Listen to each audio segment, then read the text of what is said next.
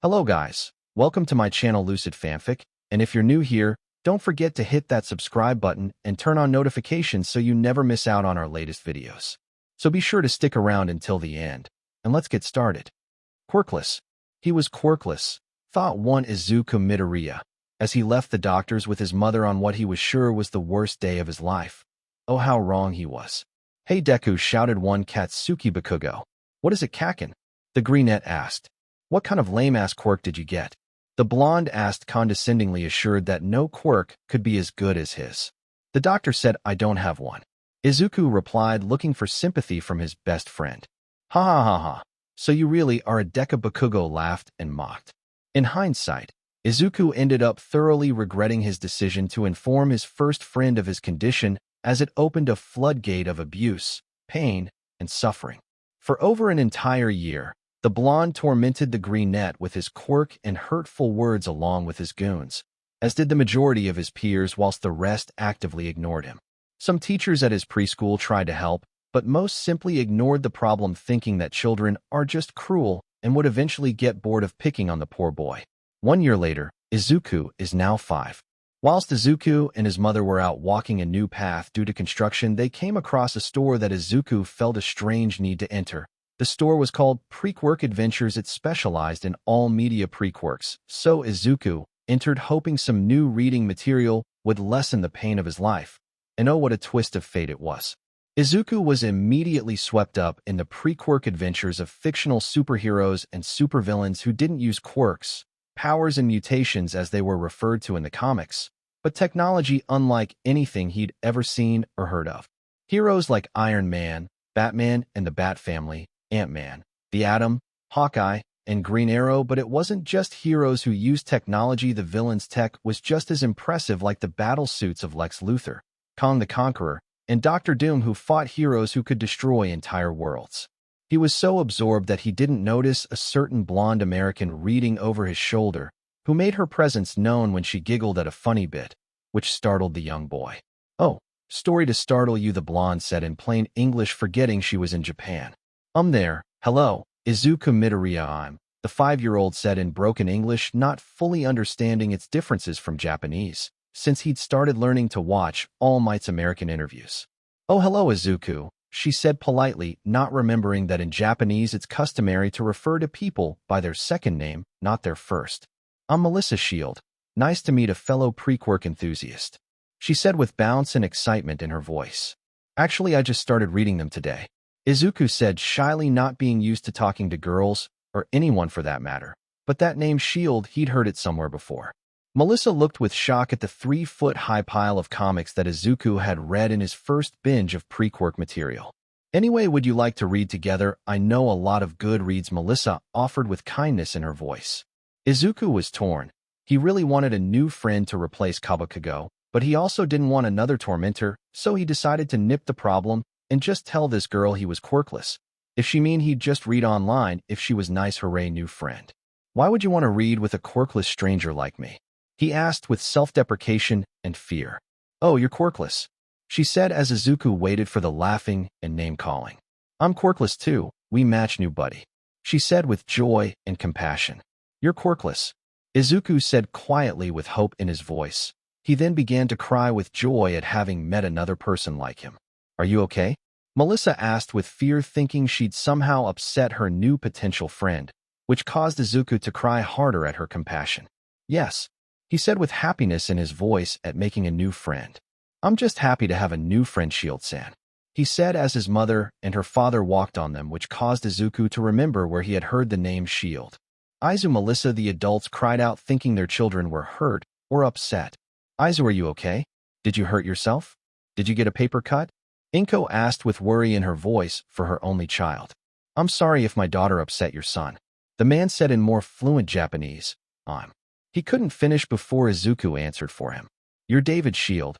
You used to work for All Might in America, the boy exclaimed with joy. Oh, you know who I am, he said with surprise. Anyway, I'm sorry if my little girl upset you, he said with compassion and worry. No, I'm fine. Just happy to have a new friend, Mr. Shield, Izuku said, in using Melissa and David's sentences as examples to improve his English ability. Oh, well, a lad like you must have a lot of friends. Maybe you could introduce them to Melissa. He said with hope. I don't have any friends. My only friend is mean to me because I'm quirkless. Izuku said with sadness, having forgotten his mother was there as well. Wait, what, Kasuki's being mean to you? I thought you two were getting along together. Why didn't you tell me? Inko asked with confusion and sadness in her voice. Izuku simply replied he didn't want to worry her and that he didn't want to jeopardize her friendship with Bakugo's mom Mitsuki. In response, she hugged him with tears in her eyes, telling him that his happiness was more important than a friendship that brought him pain. After this emotional roller coaster, the two families formally greeted each other and started talking. Inko and David talked about adult stuff whilst David answered Izuku's seemingly endless questions about All Might, and Melissa and Izuku talked about cool quirkless heroes like Iron Man and Batman. Eventually, the store had to close for the day, so Izuku and Melissa bought 15 comics each, and Inko and David swapped contact information to set up play dates for their kids. 1 year later, they're both now 6.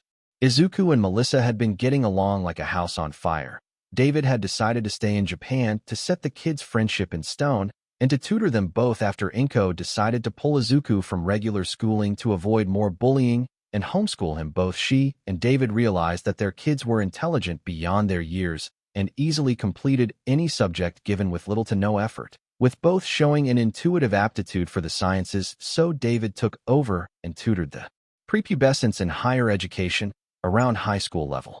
Everything was going great for the two quirkless kids until fate put them in the path of another child genius, one with pink hair. One day as Inko was taking Izuku and Melissa out to the park, they heard yelling and investigated. They found Bakugo along with his goons Wings and Fingers. I'm not dignifying these two losers with actual names picking on a girl with pink dreadlocks, a broken machine blown to bits to her right, bruises and burns covering arms and face, tears streaming from her eyes. Bakugo himself was boasting about how his quirk was better than any technology. Before he could attack again, Inko yelled, Kasuki, Bakugo, what do you think you're doing? The angry woman yelled with fury as she approached. Bakugo stopped instantly, seeing his surrogate auntie yelling at and approaching him. His goons tried to run, but Inko used her quirk to stop them from getting far. Now, normally Bakugo cares little for the opinions of adults, but Auntie Inko scared him, especially since that Deku told her what she was doing at preschool, which led to his mother, father, and auntie chastising him for his actions. Whilst Inko was dealing with Bakugo and his goons Izuku and Melissa helped the pink-haired girl. Are you okay? They asked simultaneously whilst helping the girl to her feet. He broke my baby.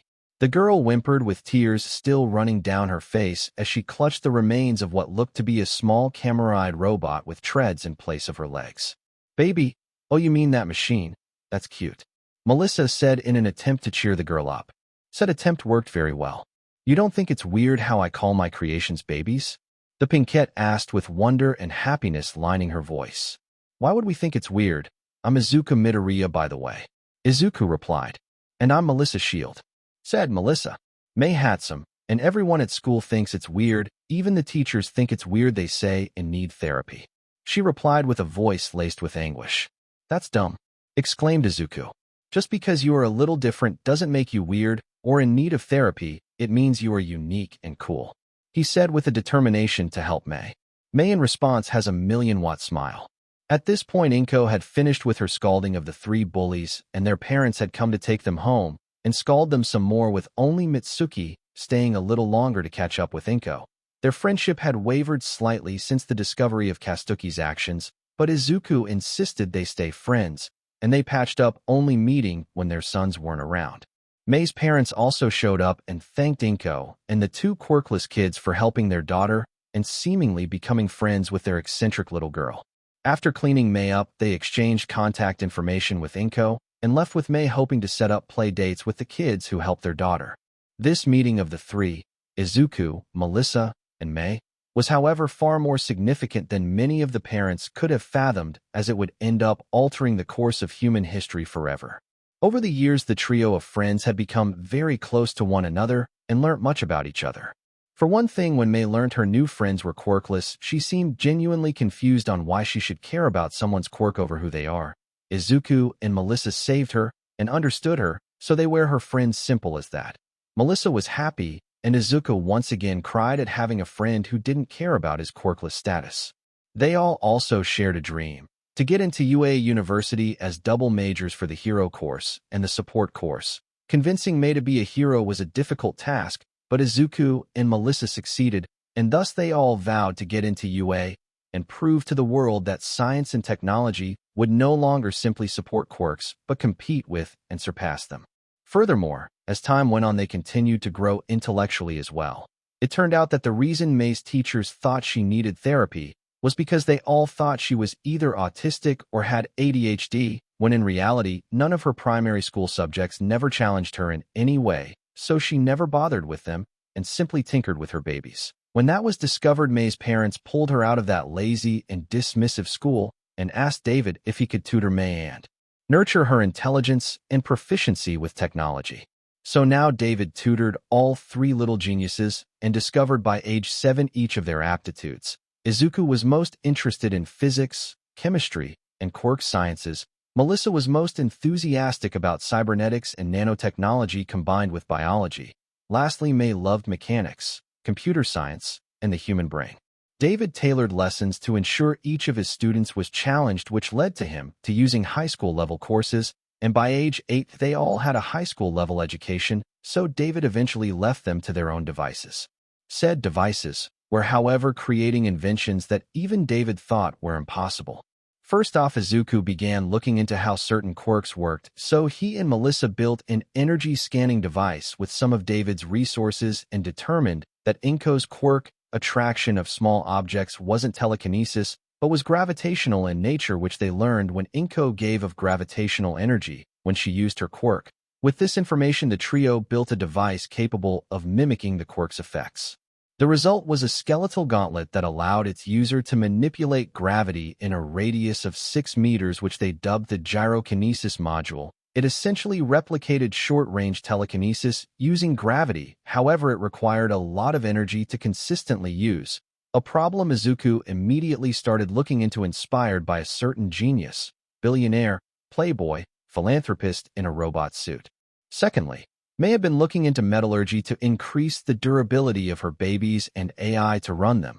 Through her efforts with Melissa's help, she created a basic AI by age 9 and a DNA AI, based on all their minds combined. By age 11, they dubbed Mei Day in Mei's honor, and with Izuku's help, Mei create a super durable weighty alloy using Mei's knowledge of metals using in technology and Izuku's chemistry knowledge, which they dub adamantium after the metal from Marvel Comics, as its immense durability was reminiscent of the metal they made, and thoughts about its uses as they looked at comics depicting a green-clad dictator and purple helmet-wearing conqueror. Finally, Melissa started looking into combining nanotechnology with cybernetics in order to avoid tissue rejection by using biotech, which came in handy by age 12, when she was attacked by fanatical MLA goons who wanted to exterminate Quirkless using I-Island tech, so they kidnapped her and held her for ransom to get David's tech. Naturally, he called on his old friend All Might, who torn into the villain's base and beat them senseless, only to find Melissa without her limbs and malnourished. They have removed her limbs to prevent her escape and let them rot so they couldn't be reattached. After the rescue, she was taken to I-Island Hospital and, using the blueprints she'd been working on for 4 years, attached proprietary cybernetic limbs to her body, but they required recharging every 10 hours and had to be replaced in order to match her body's growth. The trauma left her mute and with nightmares for a whole year before Izuku and Mei helped her open up. They all shared a big hug and cry as Melissa vented about her pain. Afterwards, they all knuckled down together to create technology to ensure they all could become heroes and help those who needed it to this, and they all threw themselves into the sciences and made breakthroughs. Izuku cracked the secrets of arc fusion energy and built a reactor that could sit in the palm of his hand, which generated 3.3 megawatt-hours. He used palladium he requested from David, and he improved upon his gyrokinesis module. Melissa started diving into nanotechnology and bioengineering and create 2 revolutionary innovations. First was a nanotech breeder, which was a device that had an initial 100 nanobots inside, and between them create millions more. The next was a bioengineered virus that could heal and improve the human body, which she dubbed Extremis. Lastly, Mei developed her DNA AI to be neurokinetic and respond to her thoughts, and making her new alloy lighter by making a layered weave of it. However, the most significant development they made was one, or should I say three, were the designs for their battle suits, each one integrating technologies from all three of them. 6 years later, all three of them look up at the illustrious gates to UA University. "Here we go," they said under their breath. There the trio stood in front of the shining gates of UA University, the origin of countless great heroes, and now it was their turn to show the world that heroes aren't born, they're built. There was just one thing Buddy Izuku, the currently loud, nails-on-chalk annoying voice of one Katsuki Bakugo, who was also here for the entrance exam, and was currently going off on one about his superiority and how he, a Deku, should just go home or something like that. Izuku was currently tuning him out whilst he waited for Mei and Melissa to arrive. Izuku had always wondered why Bakugo hated him specifically so much for no reason he could comprehend. Was it due to a conflicting person of superiority and inferiority, a fundamental issue with his view of the world, the inability to let go of a grudge, a failure of the education system? Probably all four, Izuku thought to himself. He hadn't seen the angry blonde on well over 10 years, and had only interacted with him briefly after an incident 10 months ago. 10 months in the previously. Whilst Izuku was taking a walk with Mei and Melissa, they decided to take a scenic route when a foul smell permeated the air just as a manhole cover was flung into the sky. "Aha, 3 potential skin suits, I'll take one and keep the other 2 for later," the sludgy villain announced to the utter silence of the 3 in front of him. "Oh, scared speechless are we? Well, at least you won't scream that much." He boasted and attacked with sludge tendrils, but what he hadn't noticed was that the green one had reached for his belt buckle. As a result, his tendrils struck an invisible force in midair. "A force field quirk, huh?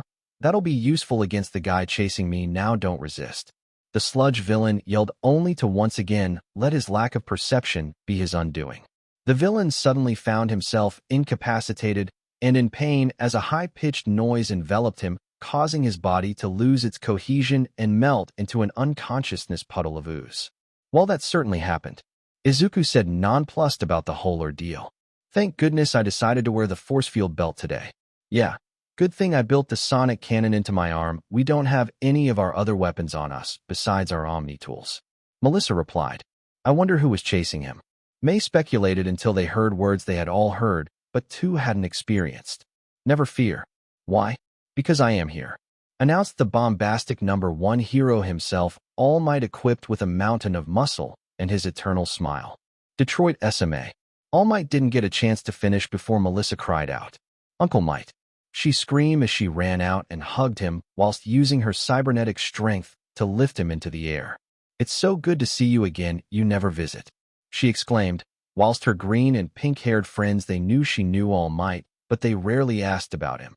However, right now Izuku was gawking at the number 1, and Mei was not bothered and more interested in the machine she was tinkering with. "Melissa, it's so good to see you again after all these years. How are holding up my little cyborg goddaughter?" he asked, hoping the trauma of being kidnapped and mutilated had subsided over the years. "I'm doing great, Uncle Might. Oh, you've never met my best friends," she said, gesturing to her besties. "Their names are Mei Hatsum and Izu." She didn't get a chance to finish. "Izuku Midoriya, please sign Minota book," Izuku practically shouted in one breath, whilst bowing with his notebook outstretched, hoping for an autograph. Instead of taking notes out of desperation and depression like in canon, this Izuku takes notes to create new technologies. Slightly startled, All Might replied, "Of course, young man, I'd be happy to sign anything for a fan. But whilst I'm doing that, answer me this: how did you defeat this villain? I know Melissa is quirkless and had augmentations, but if you used your quirk illegally, you could be in big trouble, young man," he said as he signed the terrifyingly detailed notebook with words and theories he couldn't even begin to comprehend. "Oh, well, I'm also quirkless. I just used one of my inventions," he said as he activated his force field belt. "I built this about 2 years ago. It can half a megaton before breaking," he exclaimed with pride. This reply shocked the number 1 hero. He'd heard of force field quirks, but never force field technology outside of conversations with David and Nizu. "Magnificent work, young man. I assuming you'll be taking a support course exam at the end of the year then?" All Might asked. "Actually, sir, all 3 of yous are taking the UA support course exam and the hero course exam in order to double major," Izuku replied. Are you sure you want to do that, young man? Being a hero is not for the faint of heart, and the path towards it is paved with adversity and trial. All Might asked with fear. We're aware of that. We just don't care, exclaimed May, now joining in on the conversation. But here's the thing, we all vowed to become heroes and prove that technology will no longer simply support quirks, but compete with and surpass them, and show the world that heroes aren't born, they're built.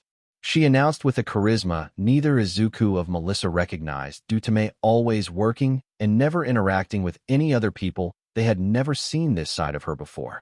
A fine speech, young lady. Then I wish you all the best of luck in your endeavors. Now can you help me collect this villain? All Might stopped speaking as he realized that the sludge villain was nowhere to be seen. He must have slipped away whilst I was talking to Melissa and her friends. All Might thought in a panic. I need to go now and catch that villa. Cough. He got halfway through his sentence before his timer limit ran dry and reverted to his skeletal, emaciated form in front of not only his goddaughter, but her two friends as well. This is awkward, Small Might said fearfully. The next 10 minutes was spent by All Might explaining his situation of how he was All Might and his current appearance was a result of a fight 5 years ago. Izuku speculated that he meant Toxic Chainsaw, but All Might said he was wrong. After identities were cleared up, he asked all three of them to keep his secret, to which they all agreed. They were about to go their separate ways until they all heard an explosion in the distance.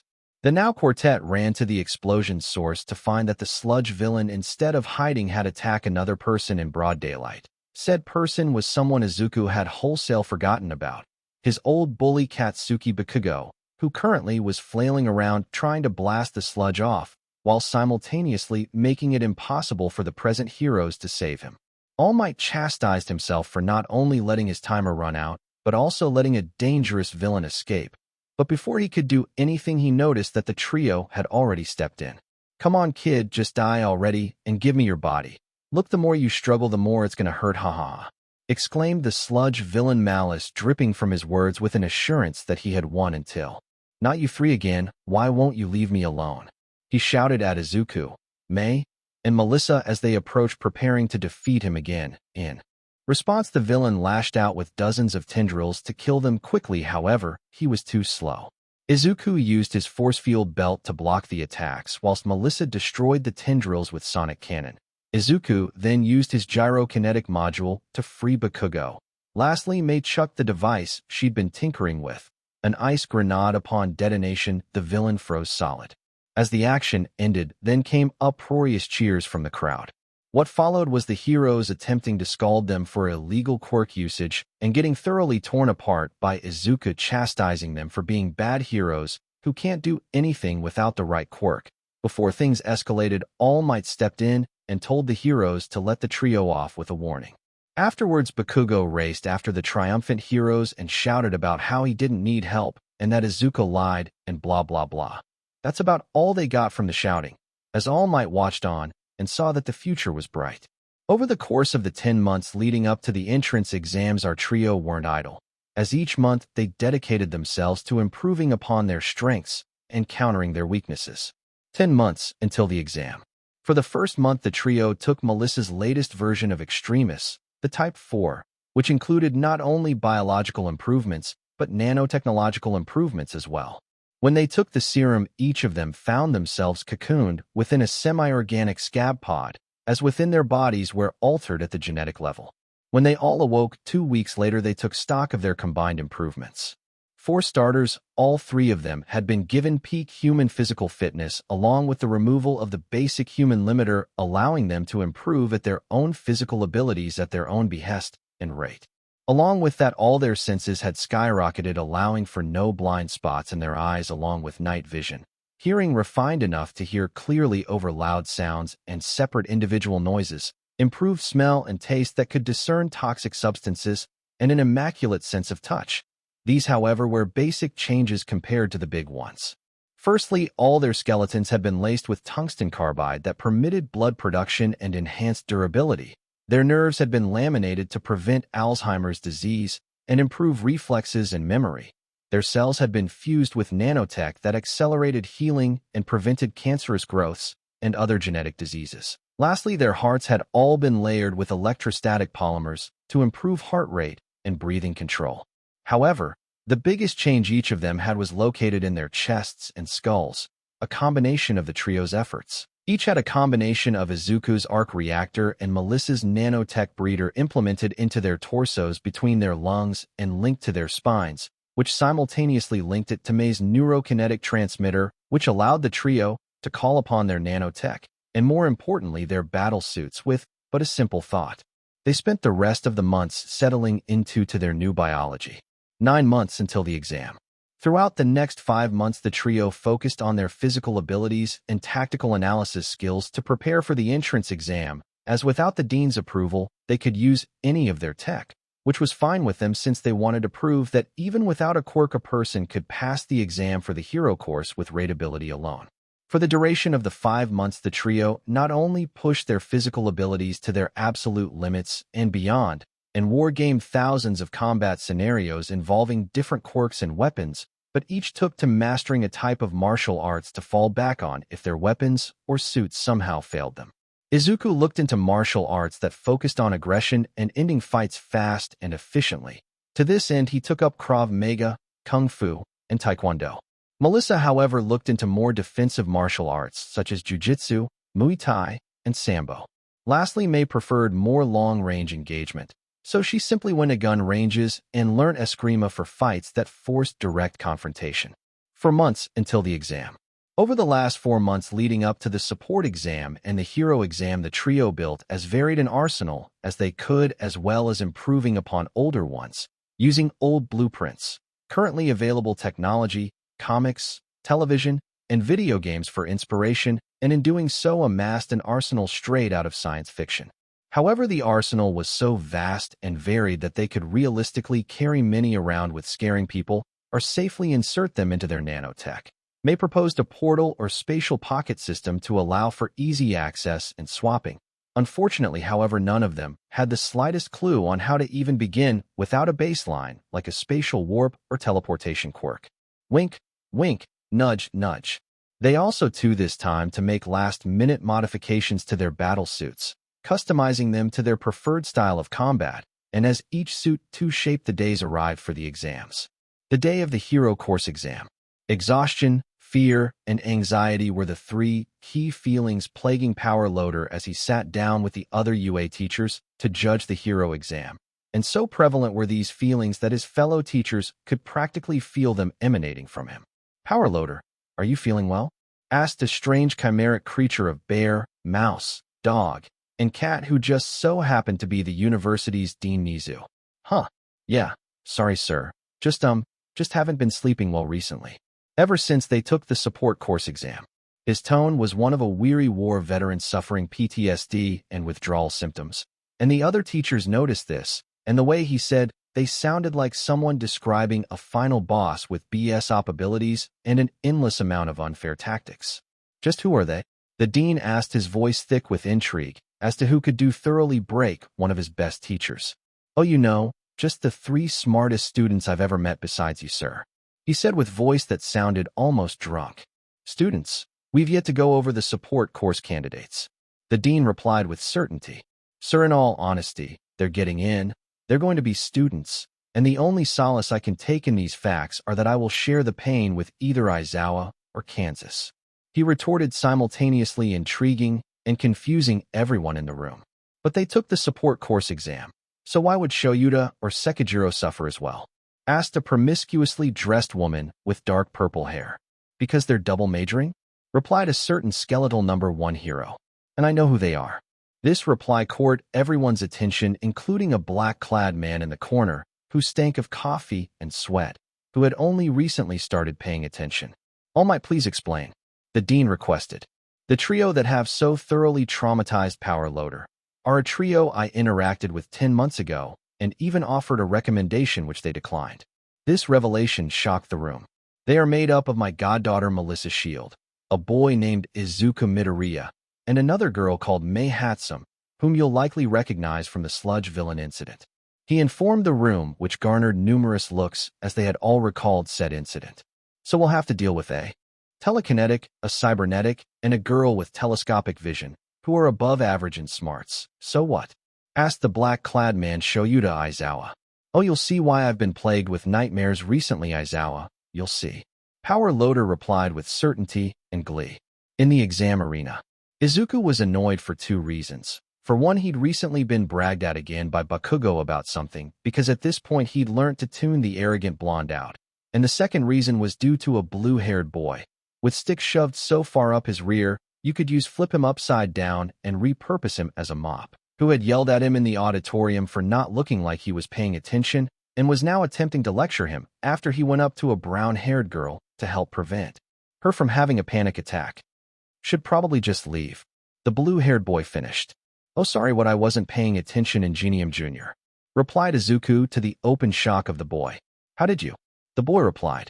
No, you're Ingenium's younger brother. Buddy, your face is a carbon copy of his, so you're either his brother or a rabid fan who's gone to creepy extents to look like him. Izuku replied to the open giggles and belly laughs of other candidates.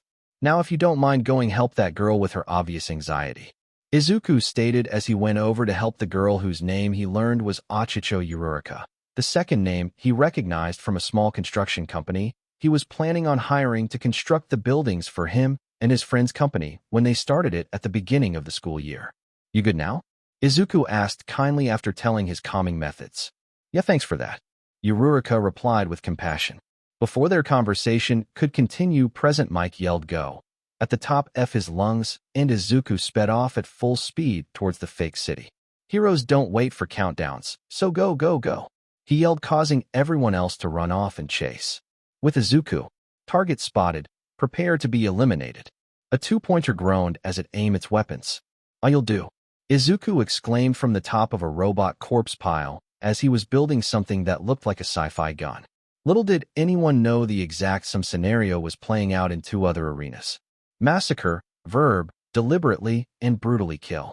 A word that perfectly described what was occurring in arenas A, C, and D as robots were being slaughtered left and right by three individuals, all wearing beaming smiles and wielding junk-built weapons and firing various energy blasts and projectiles. Arena A. Izuku had wrecked about 7 robots worth about 18 points between them using his own physical abilities, and had repurposed their oiling corpses into an ionic energy rifle using their power sources as ammunition by overloading them, and as each additional robot fell, his ammunition count increased until each power source burned out. With this weapon in hand, he has destroyed around 40 points worth of robots. I wonder how the other two are doing. Izuku pondered to himself as he melted a 3-pointer. Arena C. Whilst Izuku was reenacting the Texas Chainsaw Massacre with robots and lasers, Mei was busy reenacting Omniman's annihilation of the Flaxens with her bare hands as she tears through every machine in her path, having gained around 38 points in just over a minute and was showing absolutely no sign of slowing down. She was, however, get very bored of just punching the robots, so she decided to spice things up a bit. She, much like Izuku, crafted a weapon from the robot corpses, but instead of an ion rifle, she built a coil gun using the robot's magnetics and springs. The gun hit with force of 3 sticks of dynamite per projectile. This is fun. Wonder how much fun Izu and Melissa are having? Mei thought to herself as she got a collateral with 3 2-pointers. Arena D. Lastly, Melissa was running around her arena giggling like a 9-year-old as she butchered bots left and right using her bare hands, until she, like the other two, decided to forge a weapon to make the job easier and much more fun. She tore into a 3-pointer and crafted a giant hammer and axe each. She worked with only one hand. She ripped and tore through dozens of bots before spotting a boy with purple hair and Aishi moping around with a defeated look on his face. His quirk must not be combat-oriented. God, this institution needs to think of a better way of selection heroes beyond pomp and flash. Melissa thought to herself as she approached him.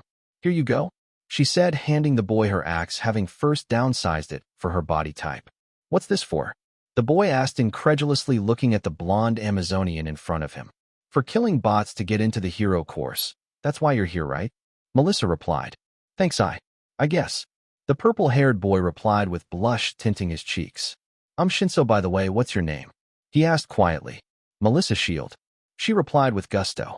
Hope to see you in the hero course, Shinso, she said, giving him a pat on the back before leaving to go crush more robots.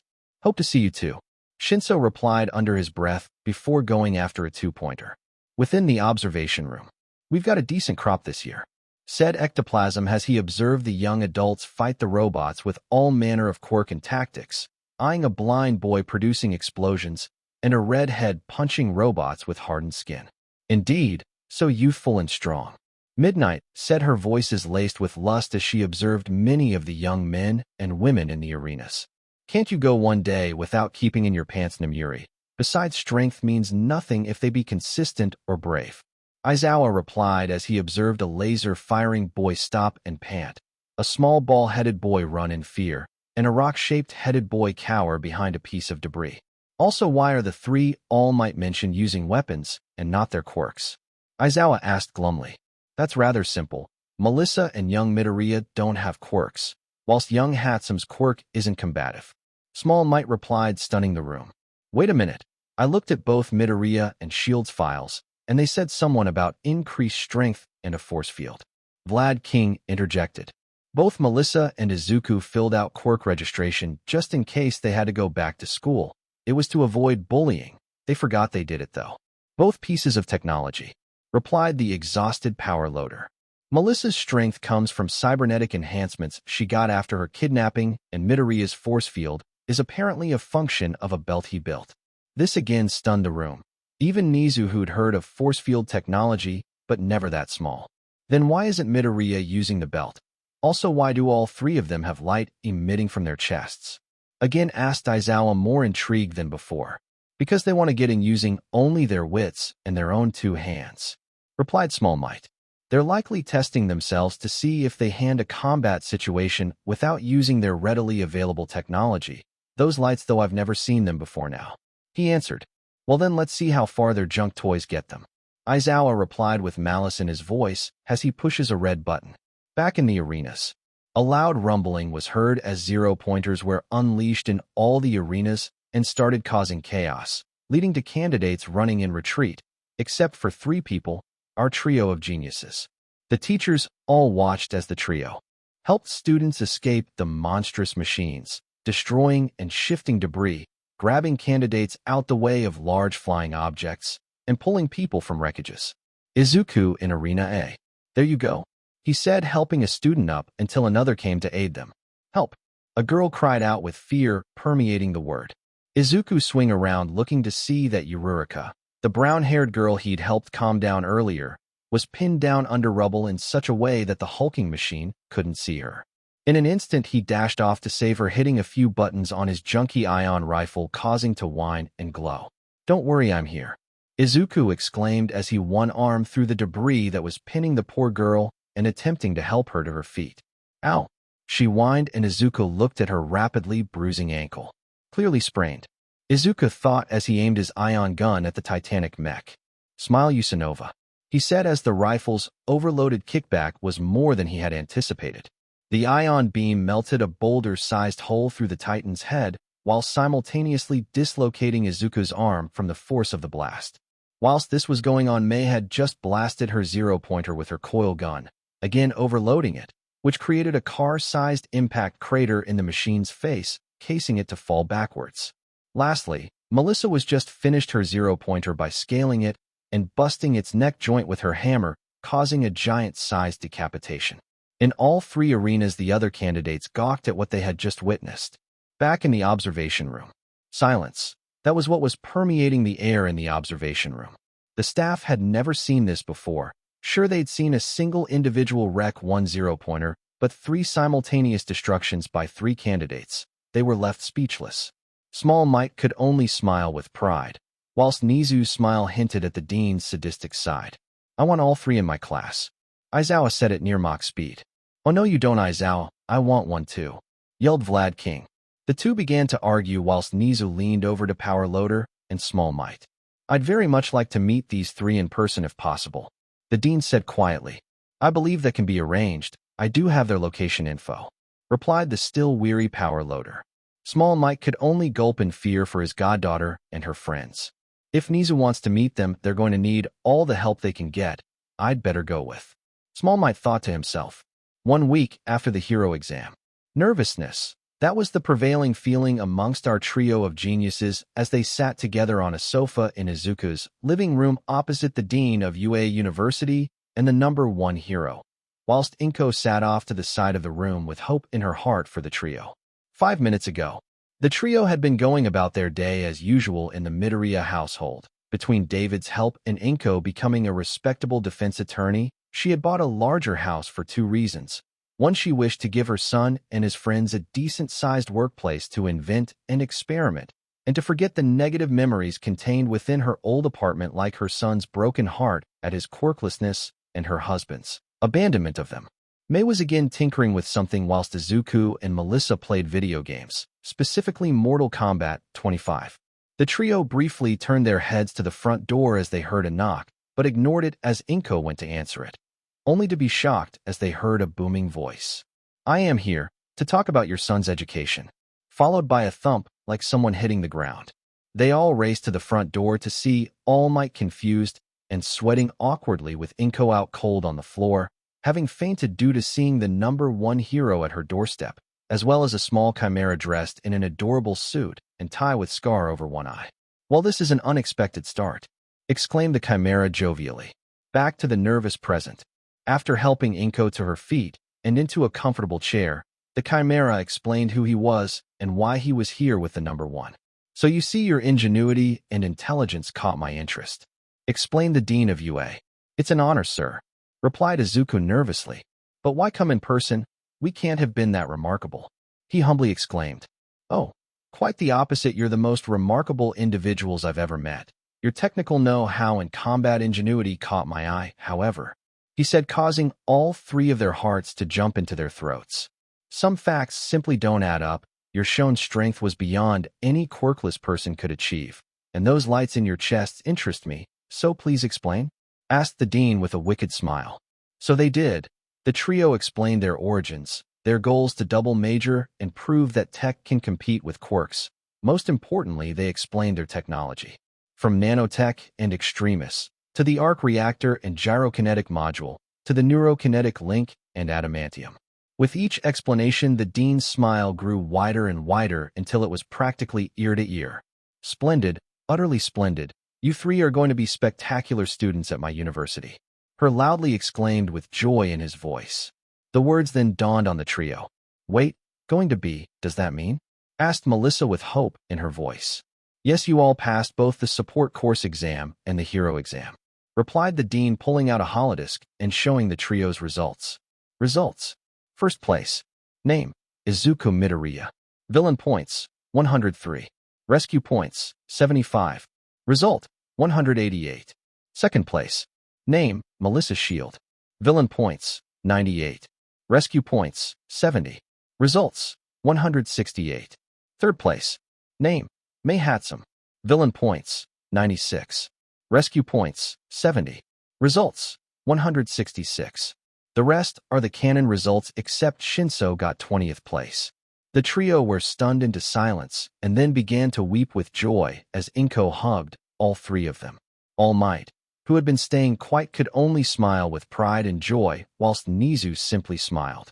Immediately after the dean and hero left, both Melissa and May called their parents to tell them the good news. After many tears of joy and shouts of pride, the 3 families agreed to get together to celebrate their children's success at the Midoriya house, and that they did. They celebrated deep into the night. The first day, during the time between the dean's visit and the first trimester, all the students were informed of the dorms that the university provided for its students. However, the trio's notice was unique as it specified that they be staying in modified hero course dorms. The trio naturally agreed. Thus, the stage was set for the beginning of a new future for mankind. "Are you sure you've got everything?" asked Inko, her face showing both pride and worry simultaneously. "Yes, Mom, I've got everything I need," replied Izuku.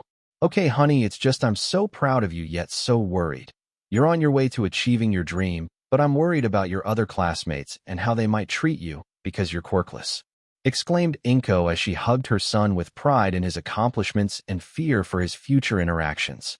"I'll be fine, Mom. Besides, it's not like their bigotry means anything to me.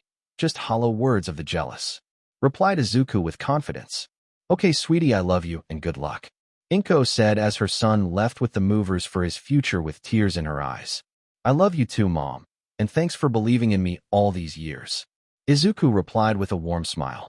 As Izuku arrived at the enormous university and saw a parade of other moving vehicles with other students, he felt joyous. He had done it.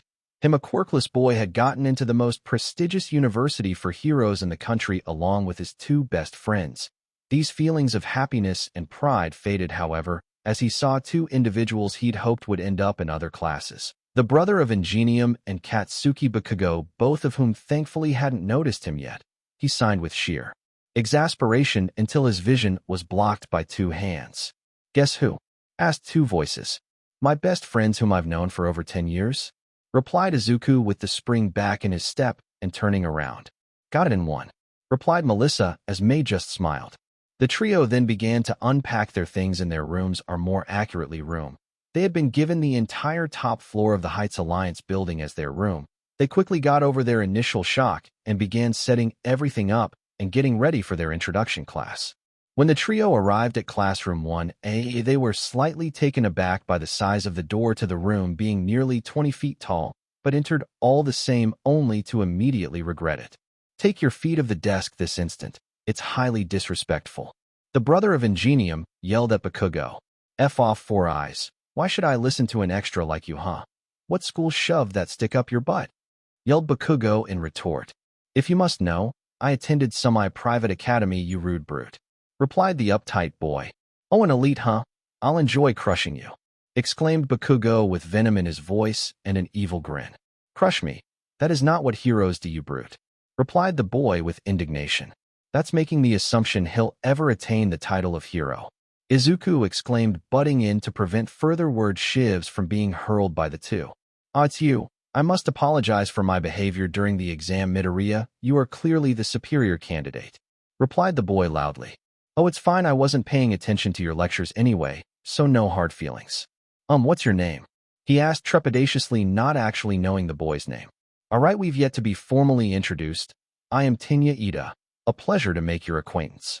Replied Ida as he performed a perfect 90-degree bow. Well then, Ida, why don't we leave the past in the past and try to get along? We are stuck with each other for 3 years, so it's best we not get under one another's skin. Replied Izuku maturely. For the next few minutes, the classroom slowly filled up with more students, each quirkier than the last. A bird-headed boy, a six-armed boy, a pink girl with black eyes and yellow horns, a girl who was invisible, and a boy who appeared to be constantly emitting sparkles. And that's why, despite not having any powers, the Phantom was the first superhero before Superman. Hey, what's that? Announced Izuku as he was finishing a conversation on the origin of superheroes with a raven-haired girl and her punk rock girlfriend he couldn't tell, as he saw a yellow thing enter the room. If you're here for socializing, then leave. The rest of you put on these uniforms and follow me, said the man that emerged from what was revealed to be a sleeping bag and then handed out UA gym uniforms. Only 3 people in the room recognized the man, whilst the rest were hesitant to listen, but they did so anyway, believing that UA wouldn't let a random stranger in. As the class was getting ready, the trio had several interactions. Izuku was complimented on his physique by an redhead, and a blonde asked him about his chest light, to which he responded, I'll explain later, whilst Bakugo glared daggers at him. Simultaneously, May and Melissa were also being complimented on their physiques by the girls, and complained at by a purple-haired girl with earphone jacks about their chest sizes. They were impressive. Once the entire class finished changing, they all gathered in the field. They saw their teacher waiting. He explained that they'd be doing tests to determine their upper limits. When Ochako voiced her concerns about the introductory ceremony, he simply stated that it was a waste of time before calling up Izuku. Here, take this and do whatever you need to do to throw it as far possible. Just don't leave the circle. The man said, tossing a softball to Izuku. Okay, replied Izuku as he stepped up to circle, all eyes on him. He stood there for a minute mulling over his options. The gyrokinetic module's range isn't great, so that's out, but he did say do whatever you need to do, with the circle being the only limitation. Izuku thought to himself before deciding on his course of action. His armor then suddenly started spewing a black substance that formed around his right arm in the configuration of a gauntlet. The Gilgamite Gauntlets, named after the first hero in myth Gilgamesh and the number 1 hero, All Might. multiplied his physical strength to incredible levels. Might want to cover your ears, he said. He then threw the ball with all his might, causing a sonic boom in the process. 8,593 meters. Impressive. The man said in a dry tone whilst everyone else was dumbfounded, all except one. DKU. Explain, you lying idiot, yelled Bakugo as he went on the attack towards a nonplussed Izuku, only for his quirk to fail and end up wrapped up in the teacher's scarf. Gah, the hell is this? It's tough, and why won't my quirk activate? Screamed Bakugo, much to everyone's displeasure. It's my capture tool, it's woven with carbon nanotubes. As for your quirk, I erased it. Now stop acting like a child. Using quirk gives me dry eye, replied the teacher dryly. Thanks, Eraserhead Sensei. Didn't feel like wasting power reserves to defend against him. Thanks for grabbing him, replied Izuku to the teacher and the class's shock. You know who I am? Asked the now revealed Eraserhead with surprise in his voice. Of course we do, the legendary underground hero Eraserhead. You're one of my favorite heroes, and your quirk fascinates me, replied Izuku enthusiastically. We? He asked, catching that apparently others in his class knew who he was. Yeah, me, Melissa, and May were fans, replied Izuku. Okay. Yes, I'm Eraserhead, and you will all call me as such, that or Aizawa-sensei. Moving on, these tests are in my opinion faulty, but they're the best we've got until the Ministry of Heroes get others and think of something better. You'll use your quirks, ingenuity, and intelligence to pass 8 physical tests, Aizawa-sensei stated. We get to use our quirks. This is going to be fun, shouted the pink girl, which caused Aizawa to grin with malice. Fun? Huh. Alright then, how about this? The person with the lowest score gets expelled, how about that? Aizawa said with doom in his voice. But that's not fair. You can't expel us on the first day, yelled Ochiko. Life's unfair, get used to it. You think villains play fair. You think natural disasters and terrorists care about what you think is right and wrong. Well, they don't, so get ready and get this lesson into your head, or else just leave, because life is unfair and I don't care. Now let's begin, replied Aizawa with gusto. 50-meter dash. Our trio all cover the 50 meters in less than 1.5 seconds, with only Ida coming close, with just over 3 seconds. Grip strength. Our trio all crush their grip testers, getting perfect scores. Only Shoji with his 630 kilograms and Momo with her 860 kilograms wing jaws of life came close to matching them. Standing long jump. Izuku simply used his gyrokinetic module to fly over the sandbox, whilst May and Melissa complied jumped to clear the box, as creating their repulsors would damage their uniforms. A few other also cleared the sandbox, including a certain blonde who getting angrier by the minute. Repeated sidesteps. All 3 geniuses clocked around 70-ish sidesteps, the allotted minute. Only Bakugo got close with his 48 sidesteps. Endurance running. Our trio all ran for the entire 15 allotted minutes without stopping or even getting winded. Momo created an electric scooter, whilst Ida pushed his engines to their limits. Seated toe touch. Our trio all easily passed this test, with the only other individuals who succeeded being Momo and Mina, with the latter stating that she danced, which required flexibility. Sit-ups. The class was split in half to help one another with this one, each half getting 5 minutes to as many sit-ups as possible. Our trio all got around 60 in before their time ended. Ball throw. Izuku was exempt from this due to his earlier demonstration. Melissa used her nanotech to create a hydraulic ram that shot the softball over 7,000 meters, whilst May crafted a railgun to use electromagnets to launch the ball again just over 7,000 meters. Only Momo came close in comparison by using a cannon to launch the ball over 5,000 meters, and Bakugo, try as he might, got less than 1,000 meters, which only severed to anger him more. Results. Okay, here are the results, Aizawa said with a bored tone. 1. Izuku Midoriya. 2. Melissa Shield. 3. Mei Hatsum. 4. Momo Yorozu. 5. Shoto Todoroki. 6. Katsuki Bakugo. And 20. Hitoshi Shinso. There were many reactions to the results. Many were happy, many satisfied but determined to improve, and many were disheartened, especially one purple-haired boy. Well, goodbye to you all. Would have been nice to get to know you all better, but I guess that won't be happening, said Shinso, sadness filling his voice, causing many to feel sympathy for the now ex-classmate. By the way, I lied about the whole expulsion thing. It was a logical ruse to get the best out of all of you," announced Aizawa, a sadistic grin covering his face. Shinso breathed a sigh of relief, whilst Momo stated that it was obvious. "Didn't you expel your entire class last year, though?" said Melissa.